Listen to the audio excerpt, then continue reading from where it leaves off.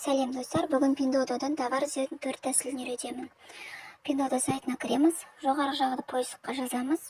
Google переводчикті скачать етіп алыңыздар. Женская куртка керек, например, женская куртканы қытайшаға аударып алып, скопировать етіп, мына поискқа келіп қоямыз.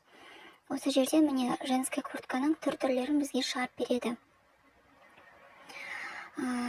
Енді товар іздеудің екінші жолы жоғары жақтағы қолдың смайлигін қойып қойдым. Жоғары жақтан өткізе берсеңіздер, куртканы басып, куртканың ішіндегі неше түрлі пиджактар,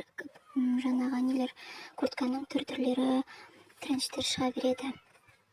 Енді товар іздеудің үшінші жолы жоғарыдағы поисктің жанындағы камераның фотосына бассаңыздар, галереядағы керек затты скрин жасап алсаңыздар, сол фотоны апарып, например, маған мына ваза керек, осыны апарып қойсаңыздар, осы вазаның түрлерін шығарып береді бізге.